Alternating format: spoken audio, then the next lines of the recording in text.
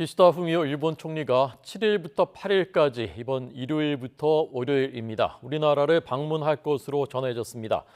한일 관계 개선, 한미 공조의 속도가 붙고 있습니다. 도쿄 현지를 연결하겠습니다. 김세호 특파원 나오십시오. 네, 도쿄입니다. 네, 일정이 사실상 이제 윤곽을 드러내는군요. 네, 일본 언론들은 기시다 총리가 오는 7일에서 8일 우리나라를 방문해 윤석열 대통령과 정상회담을 하는 방안을 조율하고 있다고 일제히 전했습니다. 기시다 총리는 오는 5일까지 일정으로 아프리카 4개국과 싱가포르 순방을 위해 지난달 29일 출국했는데요. 이 정해진 일정대로라면 거의 이번 순방 직후 우리나라를 방문하게 됩니다. 일본 정부는 공식적으로는 아직 정해진 게 없다며 말을 아끼고 있습니다. 기시다 총리는 지난달 29일 아프리카 순방을 떠나기 전 기자들과 만나 방한과 관련해 구체적인 시기는 결정되지 않았다고 밝혔습니다. 다만 지난 3월 한일 정상회담에서 셔틀 외교 재개 두 정상이 일치했다며 여지를 남기기도 했습니다. 기시다 총리의 이번 방안이 성사되면 2018년 아베 전 총리가 평창 동계올림픽 개회식 참석자 한국을 방문한 이후 5년 만이고 셔틀 외교로서의 방안은 지난 2011년 10월 노다 전 총리 방한 이후 거의 12년 만입니다. 기시다 총리는 지난달 19일 지방신문사 간부들을 만난 자리에서 이번에는 한국을 가야 한다며 한국과의 관계를 소중히 여기겠다고 말한 바 있습니다.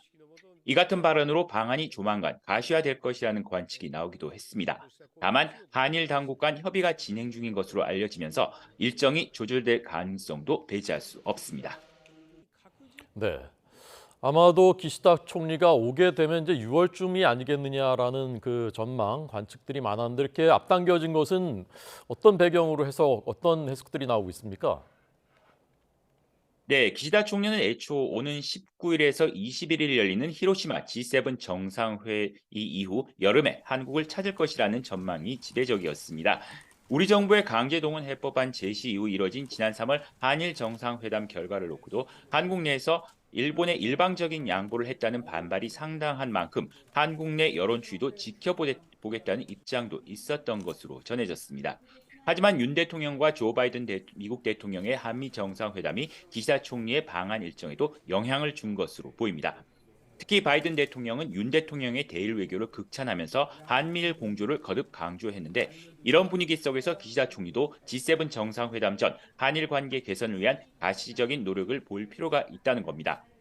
요미우리 신문은 G7 정상회의 전 한국을 찾아 기시다 총리가 강제동원 소송 문제를 매듭짓고 대일 관계를 중시하는 윤 대통령에 호응할 필요가 있다고 판단한 것으로 분석했습니다. 네. 자, 기시다 총리 오게 되면 이제 아무래도 역사 인식 문제 이 부분 관심이 집중될 테고 어느 정도 수위의 발언이 있을까가 관심인데 이 부분 어떻게 현지에서 전망됩니까?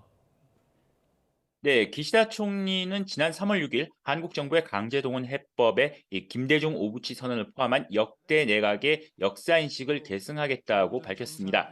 다만 1998년 발표된 김대중 오부치 선언에는 일본 정부의 통절한 반성과 진심 어린 사죄가 담겨 있는데 기시다 총리는 이러한 사죄의 표현을 직접 표현하진 않았습니다.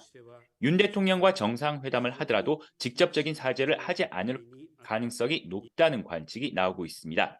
여당인 자민당 내 극우 성향의 의원들 목소리와 극우 언론들의 압박도 이어지고 있는데요.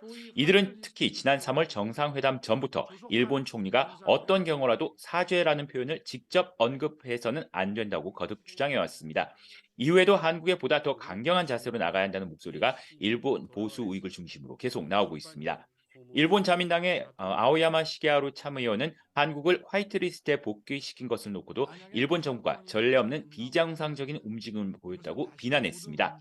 산케이 신문은 사설에서 한국 측의 개선 상황을 신중히 지켜봐야 한다며 절대로 쉽게 한국 측의 화이트리스트에 복귀시켜서는 안 된다고 주장했습니다.